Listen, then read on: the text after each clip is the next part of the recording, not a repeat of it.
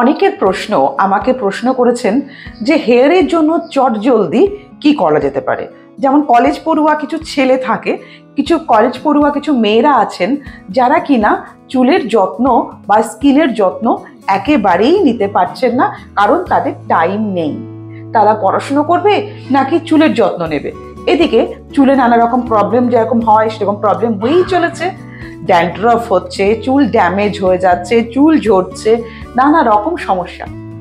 তো সেই ক্ষেত্রে সেই ধরনের কিছু স্টুডেন্ট আমার কাছে কোয়েশ্চেন করেছিলেন কিভাবে চটপট চটজলদি হেয়ার কেয়ার করা যেতে পারে, অবশ্যই স্কিন কেয়ারও করা যায়। এই ভিডিওটা তাদের জন্য, সবার জন্য। কি থাকছে, এটা হচ্ছে আমি যেটা বারে বারেই বলি, রাইস ওয়াটার। চাল ধোয়ার যে জলটা, সেই জলটা কি হচ্ছে স্কিন আর হেয়ার দুটোই সমানভাবে কাজে লাগছে, দুটো ক্ষেত্রেই সমানভাবে কাজে লাগছে। সেক্ষেত্রে আমাদের কি করতে হচ্ছে, চাল নিতে হচ্ছে।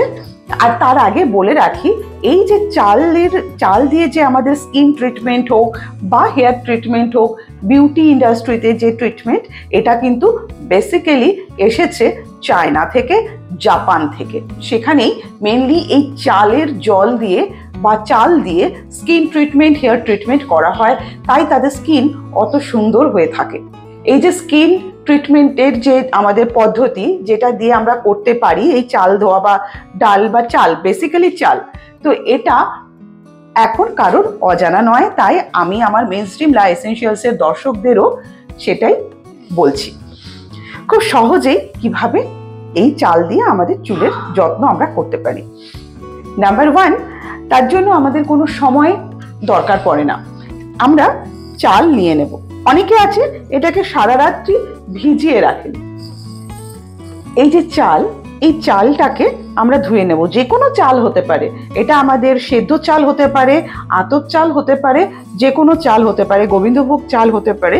এই চালটাকে নিয়ে আমাদের ধুয়ে নিতে হবে। অনেকে আছেন এটাকে সারা রাত্রি ভিজিয়ে রাখেন, কিন্তু ভিজে থাকলে কি হয়, একটা স্মেল হয়, একটা বাজে গন্ধ লাগে। তো সেক্ষেত্রে আমি সেটাকে বলছি আপনাদের সারা রাত ভেজাবার কোনো দরকার নেই। আপনারা এটাকে জাস্ট একবার ধুয়ে নিয়ে জলটাকে ভাতের মতন করে ফুটিয়ে নিতে পারেন। আমরা যদি সারা রাত এই চালটা ভেজাতে নাও চাই, তাহলে আমরা কি করছি, চালটাকে জাস্ট একবার ধোবো, ধুয়ে সেটাকে আমরা ভাত যেমন রান্না করে সেরকম একটু ফুটিয়ে নিতে পারি। জলটা ফুটিয়ে নিয়ে সেই জলটা আলাদা করে ছেঁকে নিয়ে রেখে দিতে পারি। এরপর এই চালটা যখন আমরা ধুয়ে নিচ্ছি, একবার আমরা চালটাকে ধুয়ে ফেলে দেবো জলটা। তারপরে চালটাকে কিছু আধা ঘন্টা আমরা ভিজিয়ে রাখতে পারি। আদারওয়াইজ আমরা এই চালটাকে একটু ভাতের মতন করে ফুটিয়ে নিতে পারি। তার জলটা পুরো মার নয়, কিন্তু তার আগের যেটা লিকুইড জল থাকে সেই জলটা আমাদেরকে নিতে হবে। আমরা আধা ঘন্টা এটাকে ভিজিয়ে রাখতে পারি বা জলটাকে ফুটিয়ে নিতে পারি। এবারে আমরা এই চালের জলটাকে যে কোনো একটা স্প্রে বটলের মধ্যে নিয়ে নেব।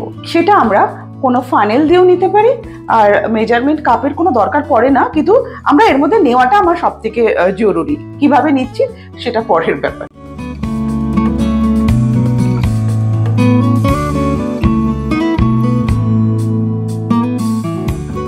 তারপরে আমরা এটাকে আটকে দেব। স্প্রে বটলটাকে যতটা আপনারা মনে করলে ভর্তি করে রাখতে পারেন, কারণ এটা আমরা ফ্রিজেও রেখে দিতে পারি। এরপরে এই জলটা আমাদের পুরো চুলে স্প্রে করতে হবে, পুরো চুলে স্প্রে করতে হবে। ড্যান্ড্রফ রিমুভ হয়ে যায়, চুলে যে ড্যামেজ হয়ে যায় সেই ড্যামেজ কন্ট্রোল করে। ইভেন যারা কার্ল পছন্দ করেন, তারা আফটার শ্যাম্পু যদি সেই চুলটাতে এই স্প্রে করে দেন, তাহলে চুলটাতে কার্লটাও ঠিকঠাকভাবে থাকে। এই রাইস ওয়াটার ভীষণই উপকারী একটা জিনিস, যা আমাদের স্কিন আর হেয়ারকে ভালো রাখতে সাহায্য করে। চুল ঝরে পড়া বন্ধ করবে, হেয়ারের গ্রোথ বাড়াবে। তাই এই স্প্রেটা সবসময় স্ক্যাল্পেও দিতে পারবেন, আর স্ক্যাল্পের বাইরে যে লেন্থে, সেই লেন্থেও আমাদের দেওয়া যাবে। ছেলে থেকে মেয়ে, মানে মেল ফিমেল বোথ, ছোট বড় প্রত্যেকেই এই ট্রিটমেন্টটা আমরা করতে পারি। যাদের সময় একেবারেই কম, কিন্তু আমরা তো ভাত রান্না করতেই হচ্ছে, ভাত তো আমাদের খেতেই হচ্ছে, সেই সময় সেই জলটাকে আলাদা করে নিয়ে জাস্ট রাইস ওয়াটারটাকে আলাদা করে রেখে দেবেন।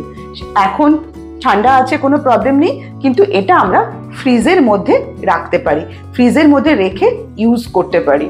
আর আপনারা যারা ভাবছেন যে কি করে চুলটাকে ঠিকঠাক রাখবেন, তারা এই ভিডিওটি দেখে অবশ্যই এই ট্রিটমেন্টটা করবেন। ছেলে থেকে মেয়ে প্রত্যেকের জন্য বারে বারে বলছি, চুলের নানা রকম প্রবলেম থেকে মুক্তি পেতে সলিউশন একটাই, রাইস ওয়াটার। তো আজকের ভিডিওটা রাইস ওয়াটার নিয়ে। যদি আরও কারোর কোনো কিছু প্রশ্ন থাকে করতে পারেন। যাই হোক, পরের ভিডিওতে অন্য কোনো বিষয় নিয়ে আপনাদের সামনে আমি আসবো। ততক্ষণ আপনারা দেখতে থাকুন মেইনস্ট্রিম লা এসেনশিয়ালস। ভালো থাকবেন। নমস্কার।